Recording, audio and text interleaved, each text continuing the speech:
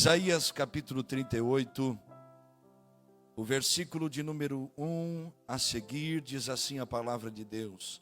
Naqueles dias, Ezequias adoeceu de uma enfermidade mortal, e veio a ele o profeta Isaías, filho de Amós, e lhe disse: assim diz o Senhor, põe em ordem a tua casa, porque morrerás e não viverás. Então virou Ezequias o seu rosto para a parede e orou ao Senhor, e disse: ah, Senhor, peço-te, lembra-te agora de que andei diante de ti em verdade, com coração perfeito, e fiz o que era reto aos teus olhos. E chorou Ezequias muitíssimo. Então veio a palavra do Senhor a Isaías, dizendo: vai e dize a Ezequias: assim diz o Senhor, o Deus de Davi teu pai, ouvi a tua oração e vi as tuas lágrimas. Eis que acrescentarei aos teus dias 15 anos, e livrar-te-ei das mãos do rei da Síria, e defenderei esta cidade. E isto te será da parte do Senhor como um sinal, de que o Senhor cumprirá esta palavra que falou.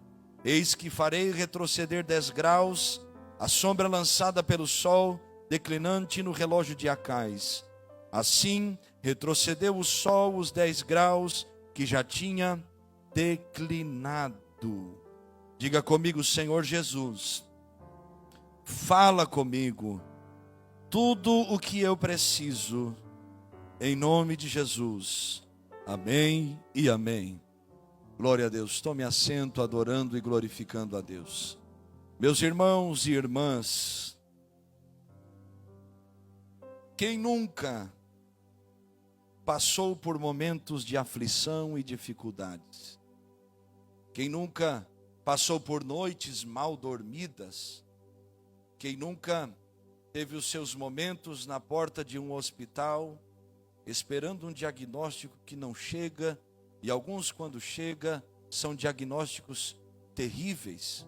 E lidar com estes momentos são difíceis. É difícil nós administrarmos palavras que vêm de homens, quando o médico lhe diz: não há cura, ou quando o seu contabilista, né, irmã Laura, diz: não tem jeito de arrumar ou de organizar essa situação, ou quando você recebe uma carta.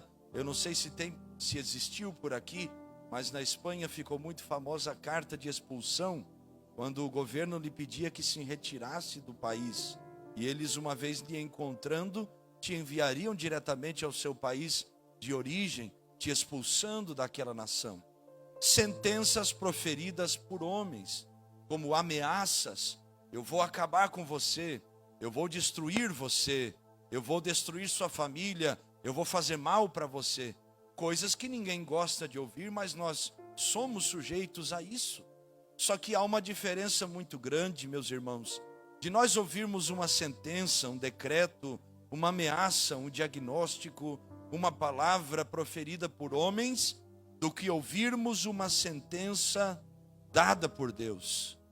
Quem está falando com o rei Ezequias, que mesmo sendo rei não estava isento de ser disciplinado pelo Senhor, até porque não existe ninguém maior que o Senhor. Ele reina, Ele governa, Ele está sobre tudo e sobre todos.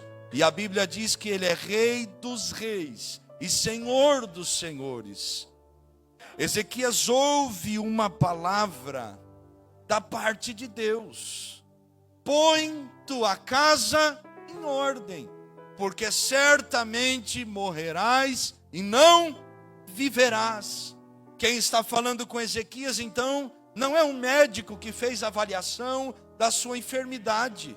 Quem está falando com Ezequias, então, não é o tesoureiro real dando um relatório, que fez uma auditoria no reino. É o próprio Deus, usando o profeta Isaías para dizer: ordena o que tu tens que ordenar, faça o que tens que fazer, organiza o que precisa ser organizado, porque há uma sentença, um decreto vindo da parte daquele que fez os céus e a terra. Os teus dias estão terminados, Ezequias.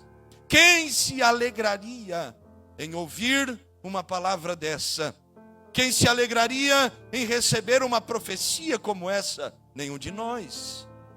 Nenhum de nós estamos preparados ou nos disponibilizamos para sermos tratados por Deus. Só que Deus sabe trabalhar com cada um de nós nas nossas particularidades.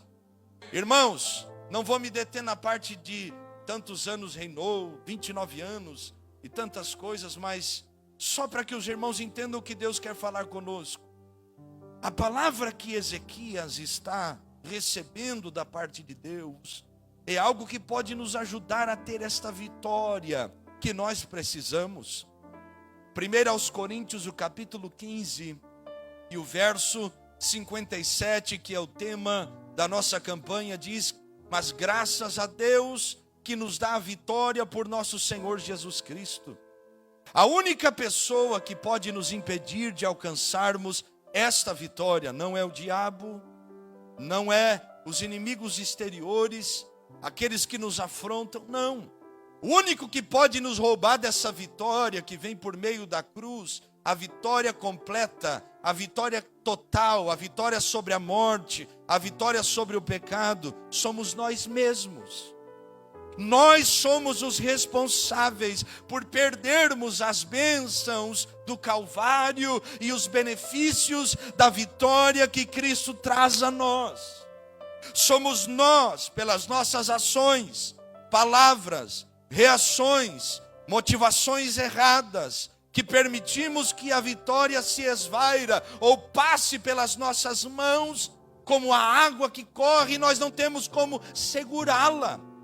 Nós, quando negligenciamos nossa comunhão com Deus, quando deixamos o secreto com Deus, quando viramos as costas para as verdades da palavra de Deus e para o evangelho do reino de nosso Senhor Jesus, nós estamos abrindo mão da vitória que vem para as nossas vidas. E a pergunta que eu faço a nós é: então, o que eu devo fazer para que eu possa receber essa vitória? Esta é a palavra de Deus para nós. Precisamos colocar nossa casa, nossa vida, nosso coração, nossas motivações, nossos sentimentos em ordem. E nos voltarmos a Deus com um coração sincero, um coração quebrantado, um coração verdadeiro. Não adianta, como fez Jacó, colocar na roupa do seu irmão Esaú, fingir que é alguém, chegar até o pai Isaque e o pai apalpar o seu corpo e ver que é peludo como Esaú, tem a forma de Esaú, mas Deus vê, mesmo que Isaque não veja, que não é verdade, que é um Jacó escondido, que é alguém tentando fugir, que é alguém tentando enganar. Deus não pode ser enganado, e Deus conhece o nosso coração, e Ele sonda e esquadrinha o mais profundo e íntimo do nosso interior. A palavra que Ezequias recebeu é uma palavra que nos faz refletir. Põe tua casa em ordem, põe tua vida em ordem. Deus estava falando o quê? Arruma tudo, prepara as coisas, e nós precisamos disso. Precisamos colocar nossa vida em ordem. Precisamos colocar nosso coração em ordem. Quantas bênçãos, promessas, quantas vitórias você e eu podemos estar perdendo por não estarmos bem com Deus. Quantas coisas estão passando pela nossa vida e nós não estamos aproveitando, desfrutando. Não estamos vivendo, porque as coisas não estão em ordem. Eu lhe faço uma pergunta diante de Deus e direcionado por Ele. O que precisa ser colocado no lugar para que esta vitória venha para a sua vida, para a minha vida? O que precisa ser colocado no devido lugar para que nós possamos viver aquilo que Deus tem para nós. O que precisamos organizar? O que precisamos tratar? Ninguém conhece você depois do Senhor como você mesmo. Você sabe. Você e eu sabemos o que precisamos organizar, colocar no lugar. Existem algumas áreas da nossa vida que, se nós não tratarmos urgentemente, poderemos perder esta vitória. E eu quero que os irmãos entendam que quando nós falamos perder a vitória, esta vitória que vem pela cruz é perder a salvação. Porque quem não tem esta vitória que vem por meio do Calvário, não tem o Filho de Deus. E quem não tem o Filho de Deus não tem a vida eterna. Nós podemos estar mesmo congregando, mesmo sentados nestas cadeiras, mesmo vindo ao culto em um atalho e não no caminho, vivendo uma mentira e não andando na verdade, sabendo que a palavra de Deus é lâmpada para os nossos pés e luz para o nosso caminho, escolhendo andar em trevas, porque não organizamos, não confessamos, não tratamos, não nos disciplinamos e não permitimos Deus nos disciplinar, e não colocamos as coisas em ordem. O que precisa ser colocado em ordem, meu irmão? Em primeiro lugar, nossa vida espiritual, nossa comunhão com Deus. Se não temos comunhão com Deus, nada irá bem na nossa vida. Se não temos comunhão com Deus, a comunhão verdadeira, a comunhão plena, a comunhão que vai além dos rituais, além da liturgia, a comunhão no secreto, a comunhão no particular, a comunhão no íntimo da oração, a comunhão quando ninguém nos vê, quando não tem luzes, quando não tem microfone, quando não tem aplauso, quando não tem ninguém para lhe dizer como cantou bem, ou como cantou mal, ou como pregou bem, ou como não pregou nada hoje, quando não tem alguém para lhe reconhecer o que foi feito. A comunhão sem retribuição humana, a comunhão pura com Deus. Precisamos colocar em ordem nossa vida espiritual. Como anda a sua vida de oração? Como anda a sua vida de jejum, de leitura bíblica? Pastor, eu não tenho tempo, eu não sei como eu faço. Meu irmão, se você não colocar na sua mente, no seu coração, na sua alma, que você precisa de Deus, que quer Deus, que não pode perder a fé, que não pode deixar a chama do Espírito Santo se apagar, e não lutar por isso com todas as suas forças, dificilmente você continuará tendo uma comunhão verdadeira. Porque vão tentar roubar isso de você. Porque os problemas, as dificuldades, as muitas falsidades que existem e tanta coisa ruim vai querer endurecer o teu coração e o meu, para que nós fechemos a porta para o único que pode nos socorrer, para o único que pode nos ajudar, para o único que pode nos estender a mão, para a comunhão com aquele que realmente tem um interesse em nós, e não por aquilo que nós resultamos a ele ou aparecemos, não, mas por aquele que nos ama como somos e não pelo que fazemos. Se nós negligenciarmos a nossa vida espiritual, nós estamos brincando com nossa salvação. Nós estamos brincando com a nossa vida diante de Deus. E quanta gente tem se perdido. Não adianta ter sucesso estudantil, um sucesso na área dos estudos, um sucesso financeiro, um sucesso, uma vitória na sua vida matrimonial, se a sua vida com Deus não estiver bem, pois é a vida com Deus que sustentará todas estas coisas. E muita gente está trocando Deus e a comunhão com Ele por aquilo que Ele dá. Isso é errado. Deus está nos chamando para colocar a vida espiritual em ordem, priorizar o céu, Mas eu não vou morar na igreja, não estamos falando disso. Mas é levantar pela manhã, segunda-feira, meu Deus, eu consagro a minha semana diante do Senhor. Vai na frente, abre a porta, seja o Senhor dirigindo todas as coisas.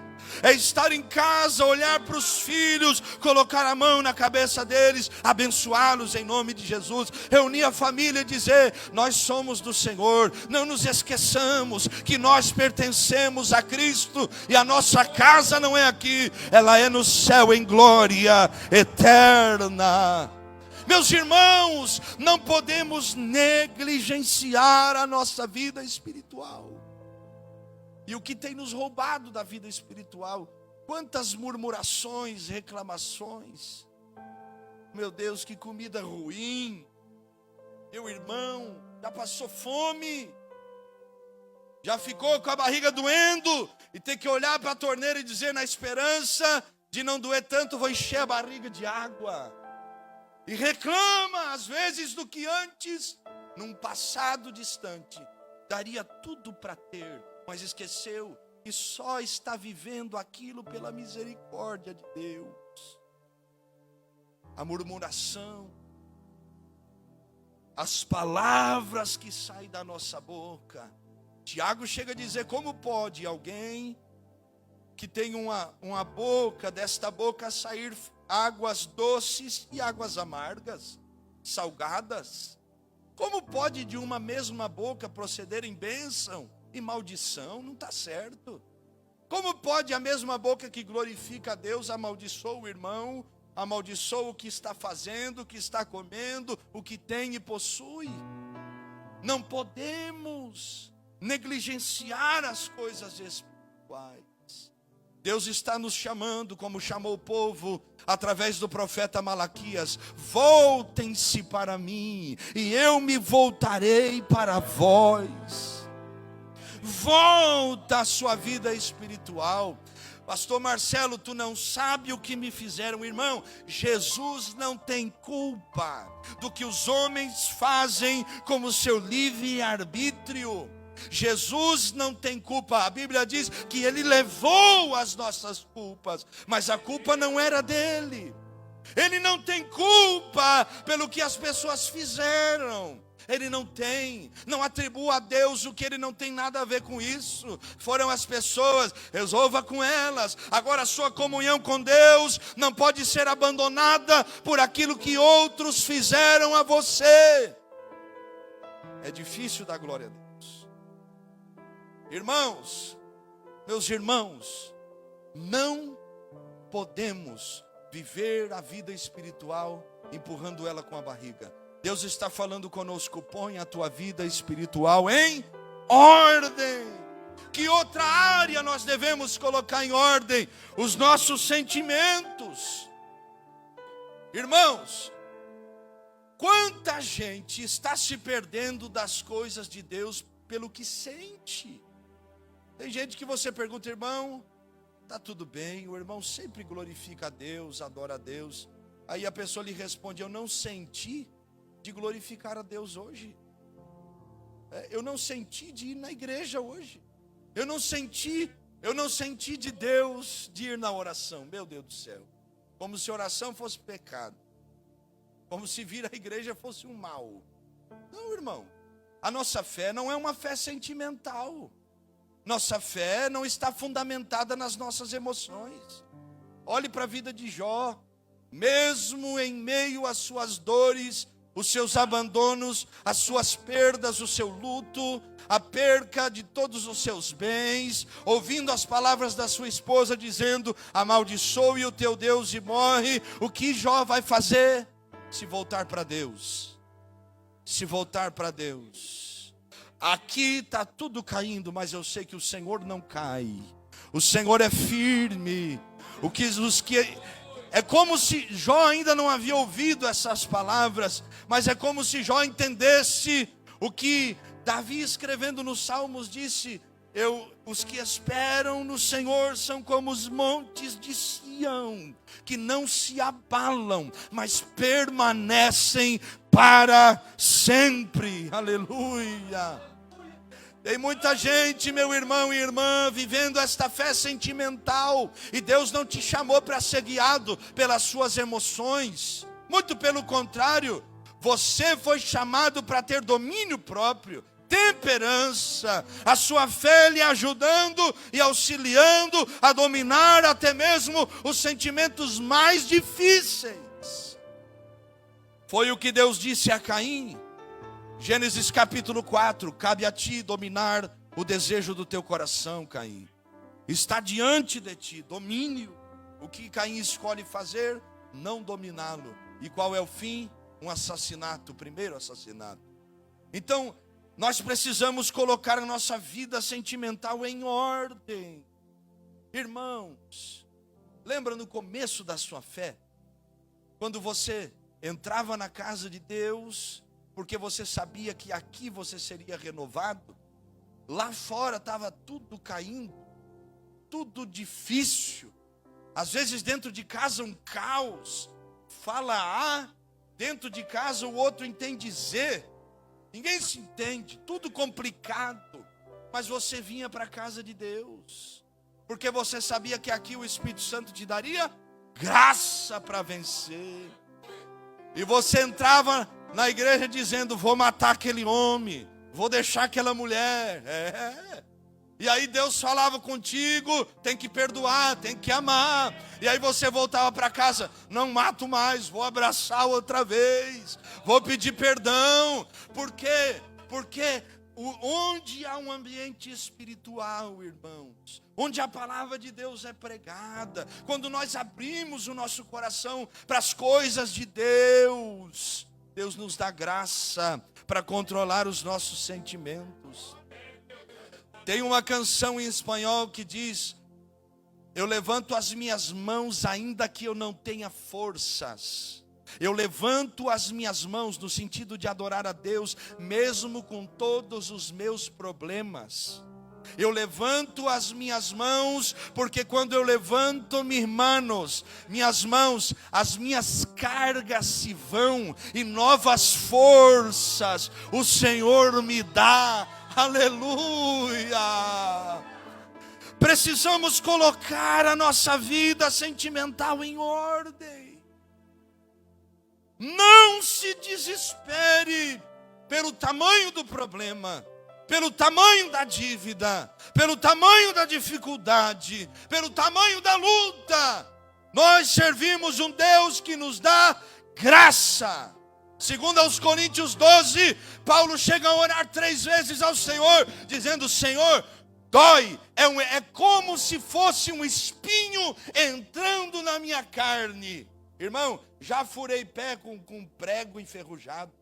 Aqueles espinhos de limão que tinha, de limoeiro, de lima, não sei o que é aquilo, entrava na mão e pegava aqui, atravessava do outro lado, aquilo doía, ferpa, imagina, Paulo está dizendo isso, é algo que vai entrando, e vai machucando, e ele chega a dizer, como se fosse um mensageiro de Satanás, que vem me esbofetear.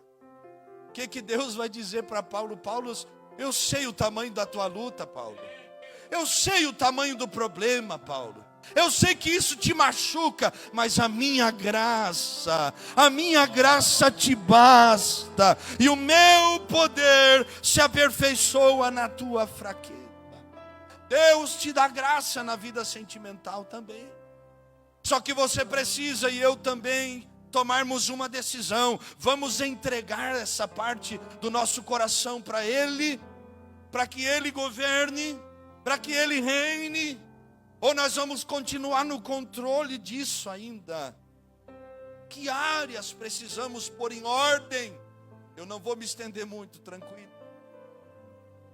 Área financeira. Precisamos organizar. Irmão, quanta gente com dívida, quanta gente com problema, quanta gente que não tem solução nessa área. E muitas vezes não foi diabo, não foi inimigo, não foi ninguém, foi você mesmo. Que pediu dinheiro emprestado sabendo que não ia pagar. Que comprou e não teve como pagar. E agora fez um rio de dívidas. Precisamos colocar em ordem. Porque o que está em jogo? O testemunho da nossa fé. O que está em jogo? Nossa vida com Deus. O que está em jogo? As coisas que precisam ser tratadas com seriedade. Precisamos colocar em ordem. Precisamos entender que o dinheiro não é o nosso dono, mas somos nós, pelo Espírito Santo de Deus, que o dominamos. Precisamos entender que não é a melhor proposta que vai me levar daqui ou de aonde eu esteja. Precisamos entender que um crente de verdade é dirigido pela voz de Deus. Nós precisamos colocar em ordem. Isso tem servido de embaraço para muita gente, que não consegue orar mais, que não consegue buscar mais. Eu acompanhei um processo de um irmão no Brasil, ungido, cheio das revelações da palavra de Deus. Qual era o problema? A vida financeira. Se enrolou. Quando íamos para a oração, ele não tinha mais palavras. Ele perdeu a graça. Qual foi o fim, irmãos? Se afastou da presença de Deus e não voltou até hoje. Foi de 15 anos atrás. Isso é sério. Se nós não colocarmos em ordem estas coisas, nós podemos perder a vitória. Precisamos olhar para a nossa vida e entender, e como eu gostaria que você entendesse, você não tem uma outra vida e nem eu, aqui na terra, a não ser a vida eterna. Tudo que nós fizemos aqui, nós daremos conta lá.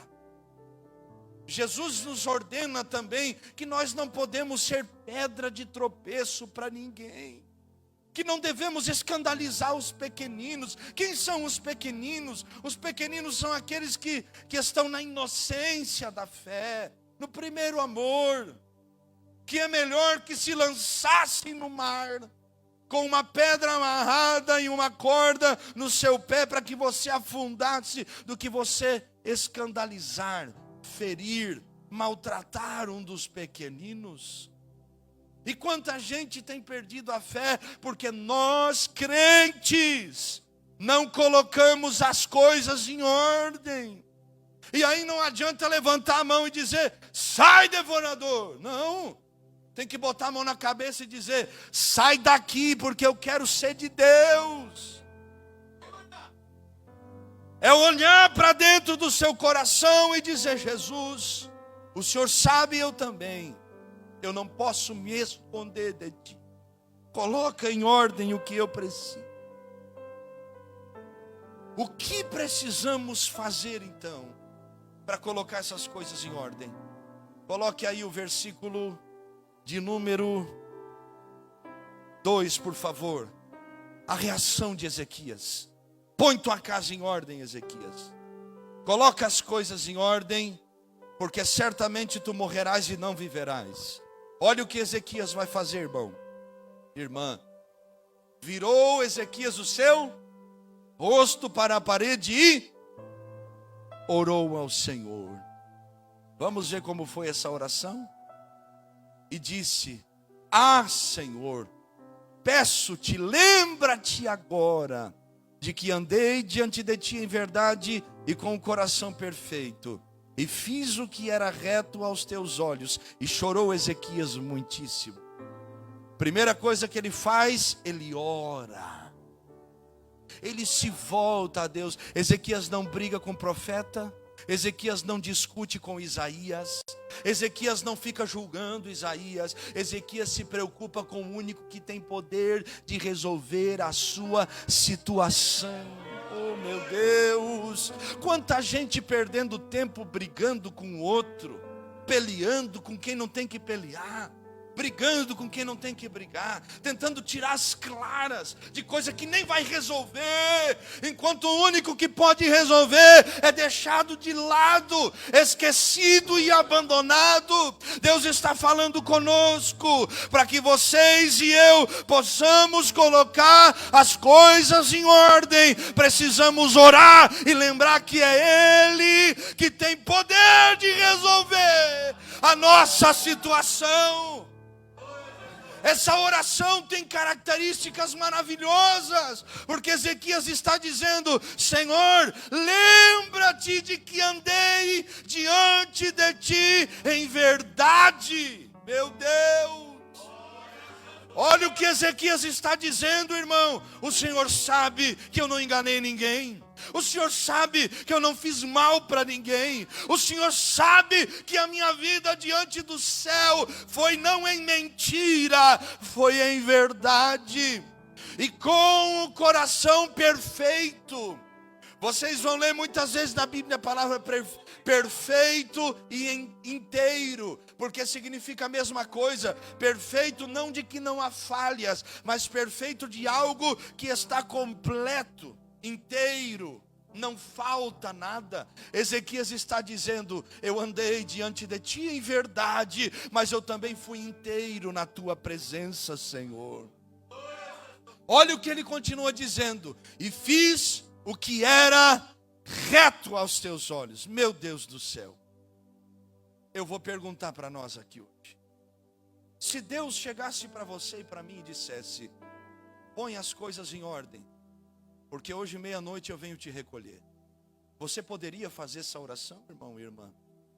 Senhor, lembra-te que eu andei diante de ti em verdade.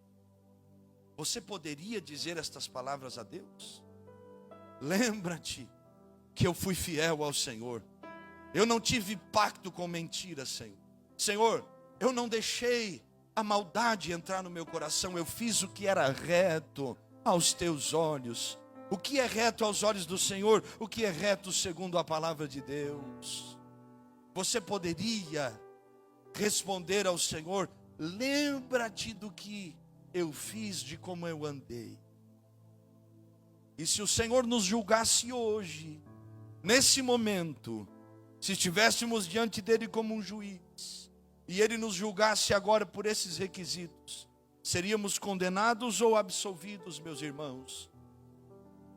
A oração de Ezequias é a oração de alguém que viveu para Deus, que viveu para a glória de Deus. A oração de alguém que tinha depósito diante de Deus. Porque ele diz: lembra-te. Se é lembra é porque fez alguma coisa. E chorou Ezequias muitíssimo. A oração de Ezequias, a oração de alguém que quer colocar as coisas em ordem diante do céu. O choro de Ezequias não é o choro do remorso, é o choro do quebrantamento, o choro do arrependimento, o choro de alguém que quer Deus e quer estar reto diante de Deus. Existem dois tipos de lágrimas na nossa vida: a que molha o rosto, que é só água, mas as lágrimas que mudam a nossa história. Deus está nos chamando para nós voltarmos a nossa vida para Ele e colocarmos as coisas em ordem. Deus está nos chamando para nos voltarmos a Ele com um coração em verdade, um coração inteiro e um coração que ama aquilo que é reto, um coração que as coisas dentro dele estão em ordem. Uma vida espiritual em ordem, sentimentos em ordem, vida financeira em ordem. Deus está nos chamando, meus irmãos, para que tudo esteja no lugar e aquela vitória do Calvário nos alcance por completo. Entenda algo para nós orarmos: Deus não vai nos julgar por aquilo que nós não sabemos e por isso não mudamos. Deus nos julgará por aquilo que nós sabemos e aquilo que nós decidimos, mesmo sabendo não decidir de maneira diferente. Hoje o Senhor está nos chamando para Ele, para nos voltarmos para Ele, pararmos de olhar para a vida alheia e dizermos: Senhor, o meu negócio é contigo, eu quero colocar as coisas em ordem diante de Ti. Em nome de Jesus, fica de pé em nome de Jesus. E Ele vai falar com você. E quando Ele olhar para nós e ver um coração quebrantado, um coração decidido a ser transformado, um coração aberto para Ele, Deus vai nos responder dizendo: eu ouvi a tua oração, eu vi as tuas lágrimas. Servimos um Deus que nos vê, servimos um Deus que nos ouve. Olha o que Ele diz ao profeta Ezequias: eis que acrescentarei, e livrarei, e defenderei. 3 coisas acontecem com Ezequias, depois de se quebrantar, se derramar e orar na presença de Deus. Deus fala com ele: eu vou dar-te mais 15 anos de vida. Eu vou acrescentar aquilo que você não tem mais como viver, Ezequias.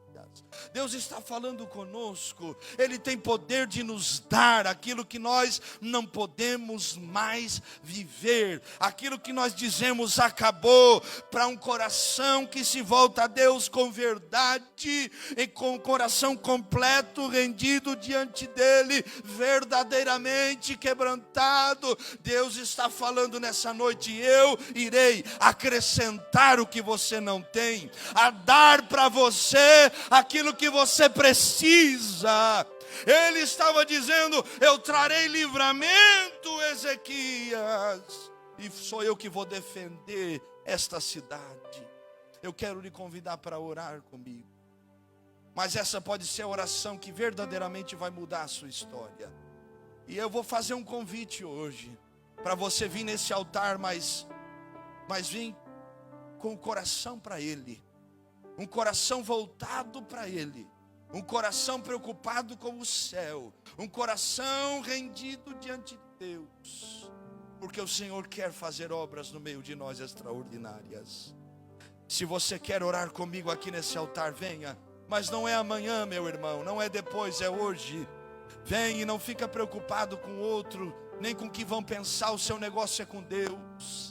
É você e Deus agora, e Ele está te chamando para Ele, para se render diante dEle, para colocar em ordem o que precisa. Ele está te chamando para Ele, e dEle não adianta fugir, e dEle não adianta se esconder, e dEle não adianta dizer, está tudo bem, porque Ele conhece o coração e sabe. Deus está nos chamando para Ele, para nos derramarmos diante dEle, para resolvermos o que precisamos com Ele. Aleluia. Derabanda sobiara mashiakai, sebakia tobiana sereva sabiakiatai, neruvasu ketei, sobiakamanturi barasiatai. Em o nome de Jesus, há uma porta aberta diante de nós, e o Senhor está nos chamando para Ele, para passar pela porta e vivermos aquilo que precisamos viver, de não darmos mais desculpas, de não culparmos mais o outro, mas de nos posicionarmos diante dEle, dizendo: a vida é minha, eu quero vivê-la bem diante dos teus olhos, Senhor. Ei, sou que amanto irabacanto subiatai, charas teribandosai, mando cosivia que ne mandarasu, para machandarabasubiatai. O que enderraçar, eu sinto a graça do Espírito de Deus aqui. Você que está na frente deste altar, você que está nessa cadeira, fecha os teus olhos, fale com Deus agora, fale com Ele. O teu negócio é com Ele, o teu negócio é com Ele. É Ele que tem poder de dizer: Ezequias, Seban,